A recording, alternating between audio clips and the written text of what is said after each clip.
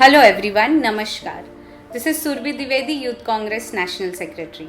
So, Indian Youth Congress has started a series on the campaign called Stree Leads, which is focusing more and more on emerging women leaders who want to join politics, and we want to give them the confidence that this particular field belongs to them. This is not only man's world, it belongs to the women as well. Today on our series, we have a very famous personality who has been the Youth Congress National General Secretary, and we are very proud to have her as our alumni, and is right now the Member of Parliament from Tamil Nadu, Ms. Jyoti Mani. Vanakkam, Namaskar. So Jyoti Di, thank you so much first of all that you have given us your time today. To start with this particular interaction, would like to know how you started this particular journey, your political journey. How did it start? I first would like to appreciate this effort of Indian Youth Congress. It is very much important because there are women who have, a lot of women I can say, have political aspirations. So it's a responsibility of a political party, give them a platform. So I'm happy that my organization has started this. I started at the very young age of 22 from an electoral politics. It's a Panchayat Union Councillor. It's a second tier. So when I said I wanted to fight in elections, it's a kind of sky fell on my house in the village. People couldn't come to the terms that how can a woman, young woman, and can get into the politics. Politics is a bad place. It's not safer place. Why should we have to get into politics? We have to study, and I used to study well. So why don't you look for a better option than politics? So that's what the discussion. And I need to literally 1 month actually people keep coming to my home and advise me not to get into this trouble and all. So I was really determined because that time actually I also don't know much about politics and all. I was kind of a naive, I must concede that. So I have a kind of, there is an issue in my parliament, in my village, which Dalit people do not allow to have drinking water from a general pipeline. So that's affect me very bad. So I thought that time power is in my hand, I can resolve the issue. So that's how I get into politics. People voted me. I won consecutive terms. I was in the office 10 years. So that was the time Rahul ji took over as a Youth Congress General Secretary in charge. Immediately he took over the office. He would like to bring people who generally do not have any political background, do not have any big financial background, people who are genuinely interested in politics, public service, people from grassroots. So he wanted to give many people like me an opportunity. So he sent a team of young MPs, senior leaders of the Congress, to have a talent hunt. That time I was working as a state vice president of Indian Youth Congress in Tamil Nadu. So this team came and interviewed almost 640 of them. Then I was the one actually who brought to IYC to work as an intern, not directly as an office bearer. There is a program called Aam Aadmi Ka Sipahi, which was a platform created by again Indian Youth Congress to serve the people without having any political interest behind. So we have given opportunity. I worked 1 year in Kerala. Later I was made as a secretary and general secretary of Indian Youth Congress. I must say that without Rahul Gandhi's that effort, people like me never make it to Delhi and become an MP. So that's a very important critical point in my political journey. That opportunity I have got through Indian Youth Congress. Which is initiated by Rahul Gandhi. When we come here, actually not only me, like I've been brought from Tamil Nadu, across the country there are many people like me being brought from various parts of the country. We have a lot of experience. We worked almost all of us worked in the grassroots. We want to serve this country and the Congress party. We have a lot of aspirations to grow in politics through a political platform to serve the country. So that time actually Rahulji used to spend a lot of time with us. He invested so much time on us. He personally invested time on us, he really built a system which can support us. especially he's very much interested to bring especially the oppressed class, vulnerable section, women, Dalits, tribals, Muslims, other minorities, people who really hailing from a very remote areas. They don't even have a proper transport connectivity. That's So true. he really put a focus on so much things, created a lot of system, trainings, elections. So that's how actually all of us made more stronger through this kind of efforts. Many people used to ask me, what did Rahul Gandhi did 10 years, 20 years? He did many things. If I started saying this, it will go an hour and hour. Yeah. But I can tell one thing which has impacted my life and many of my colleagues and friends' life. He created a pipeline of leaders for the Congress party and this country. Generally, people charging the Congress party that Congress party don't give room to normal people, only dynast can given an opportunity. That's all lies spread by BJP. BJP has more dynasts than Congress right now. I can list up MPs if somebody wanted to hear. So he really built the leaders who understand the aspiration of the society, who understand the pain of the society, who understand the strength and weakness of the society.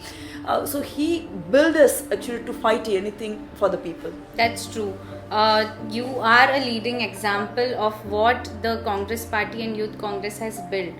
We all who come from non-political background but are sitting here today and aspire that, and we dream that we can make some changes in the society and work for the betterment of the country. It has only happened because of the thought process and the mentality of our party Congress, and it's very inspiring to know that someone from that part of India which was very rural and coming from a non-political background, you have reached till here. So we can also, we can see hope and we can relate to so much what you just said. So coming to the next thing, Didi, I would like to ask you about what do you think about the gender inequality basically in the society. हमारे समाज में जो इतना मर्द या औरत या कह सकते हो महिला या पुरुष इस तरीके से जो रोल्स बटे हुए हैं, इस विषय पर बहुत कम लोग बात करते हैं. इस कारण से बहुत सारी महिलाएं हैं जो बहुत दुख से गुजरती हैं, उन पे बहुत पीड़ा होती है, बहुत अत्याचार होता है, वायलेंस होता है, लेकिन इस टॉपिक पर लोग बहुत कम बात करते हैं. So Didi, what's your take on this, the entire gender inequality in our society? See, the gender equality prevailing across the world, but India is a very conservative society. Maybe not only India, complete Southeast Asia. Actually, we have more kind of male dominant family system and the society and extension of political system. See, it's time and again we the women have proved we are capable of doing things, but still actually there is a sense, there is a view being built up over decades, centuries, that actually women are not able to do their job without some men's support. This is an absolute wrong observation.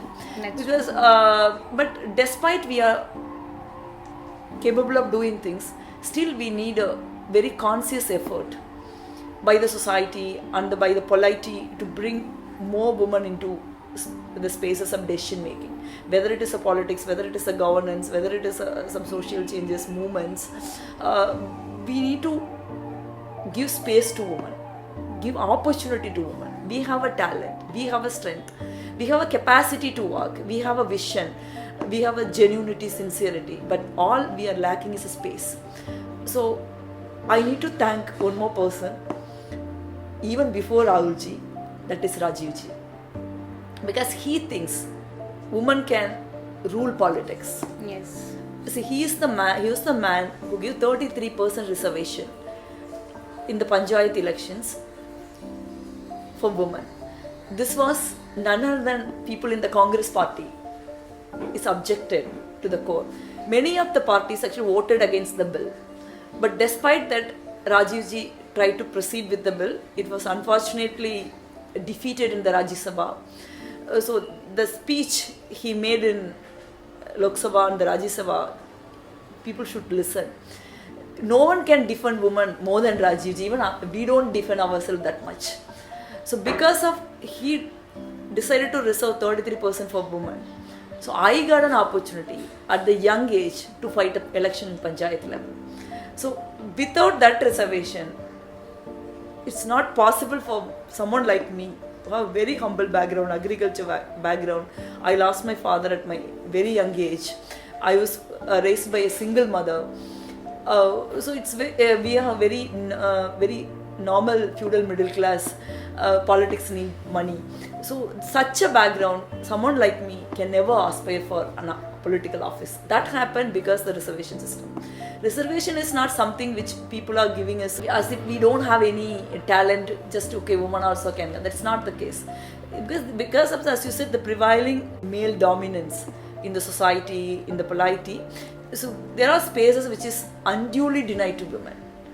But Rajivji thought whose time has come. So that's how actually I'm sitting here.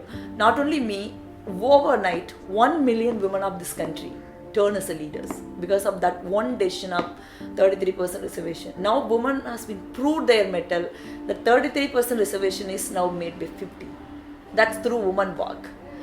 So we need to, if we really want to empower women, if we want to women to get more spaces, opportunity in the decision making places, we need to consciously create the space. That's true. I can proudly say Congress Party, especially the Youth Congress and National Student Union of India, our student congress, is consciously creating the space because Rahulji laid on the system. That's true. So Didi, what do you think, despite our party has taken a lot of steps and we have seen the changes coming in, it's slow because the whole patriarchy is deep rooted that well in our society that it is taking time. But why do you think we are 50% in India? The population of women is around 48.4% in India, but the participation of women in politics is very less. What do you think is the major two reasons for this? One is politics is generally considered as a male domain. People think it's unnatural for a woman to be in politics or fighting elections. Or be on a leadership position. Positions. But time and again it's been disproved by many leaders, starting from Indira Gandhi, many chief ministers, maybe like our Congress chief minister Sheila Dikshit, ADMK from Ms. Jayalalitha, Ms. Mayawati, Ms. Mamata Banerjee. So these are all people actually who proved their mettle as a woman. You might agree and you may have differences with their political views. We obviously have political differences, but you must concede that these are all the women who have proved their metals. They are not less than any man. They are actually much more better than a man. In India, the oldest and largest political party of the world has been run by maximum years by a woman. By a woman, yeah. Our leader Sonia Gandhi ji. So we know how she conducted herself in a dignified, graceful manner against all abuses. Still she stays very strong. So these are all the examples actually people has to read. There is no point keep saying women are not capable of doing this job. See, I used to ask people who can dispute the women reservation in the parliament. See, there are 534 seats.